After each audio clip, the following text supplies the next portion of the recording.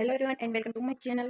તો અત્યારે વાગ્યા છે 6 અને ભાઈ તો બધા સ્કૂલેથી આવી ગયા છે અને આ ભાઈ તો વહેલો આવ્યો છે. આ લોકો થોડા મોડા આવી અને આપણે બનાવવાનું છે ગાજરનું પછી આપણે સોરી ખાસ નહોતી બનાવી એટલે ખાસ પણ કરવાની છે. હા કપડા પહેલા કરી હા ચાલો પહેલા ગાજ ખાસ કરવાનું છે એટલે અને આ બાકી હું અત્યારે લઈને આવી છું.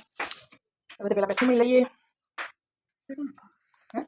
તો ફાઇનલી 1 કલાકની મહેનત પછી આપણે બે થાળીઓ ગાજર ખમણાઈ ગયા છે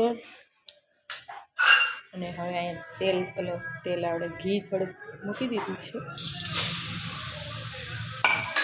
હવે આપણે ગાજરનો હલવો બનવાની શરૂઆત થઈ ગઈ છે.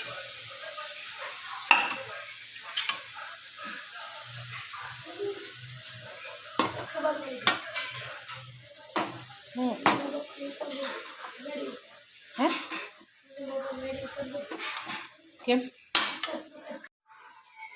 હવે આને આપણે ઘીમાં થોડીક વાર સાંતળી લીધો જ અને હવે આપણે છે ને એમાં દૂધ નાખી દઈએ. ઘરનું મસ્ત મલાઈવાળું મલાઈ હોતું જ નાખી જ દેવાનું છે.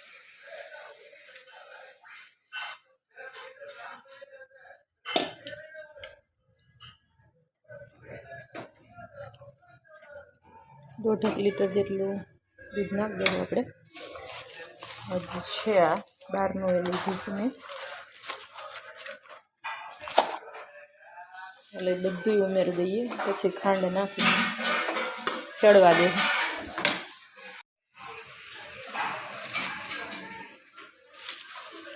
આપણે આમાં બધું દૂધ ઉમેરી દીધું છે અને હવે આ બધું બરે એની રાહ જોવાની છે.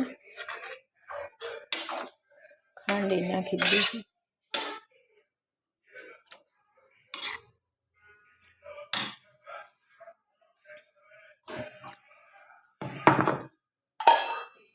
હમણાં જરીક વાર ફૂલ જ રાખી દઈએ.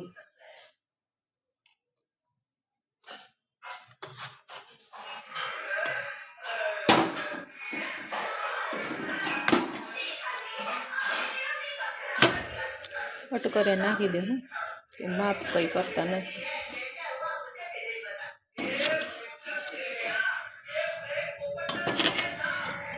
બસ હવે તો ગળ્યું થઈ જ જાય. હવે આને આપણે પાકવા દઈએ, હાવ બરવા દઈએ દૂધ.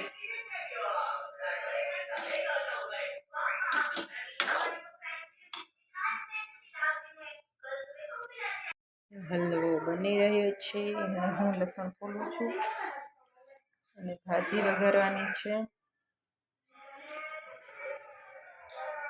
આ લોકો અહીંયા જો શું કરે છે,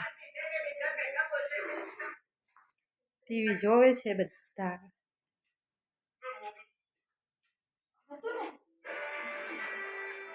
અહીંયા બને આ કીડીઓને સુગંધ આવી ગઈ જો. એટલું છેટું છે ને કીડીઓને આની સુગંધ આવતી છે ને એક કીડીઓ હતી જ નહીં એટલી બધી કીડી આવી પડી. મીઠી વસ્તુની કીડીને સુગંધ આવી ગઈ જો, એટલી બધી આવી ગઈ કીડી. આની સુગંધ બહુ આવતી છે.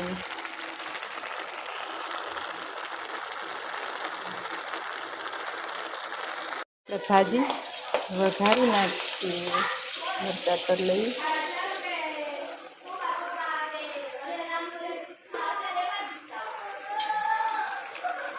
પેલા આપણે લસણ અને લીલા મરચાં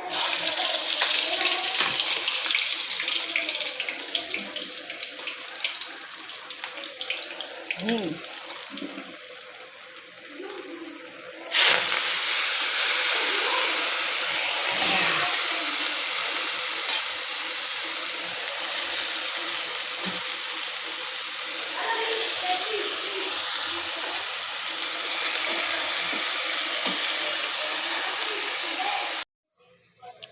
આપણે જો બનીને ઓલમોસ્ટ તૈયાર થઈ ગયો છે.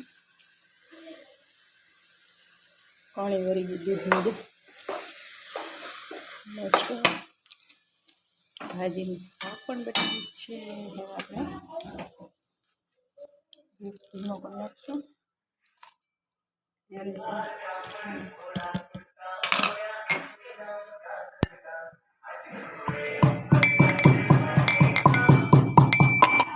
આ બધું સુધારવાનું છે.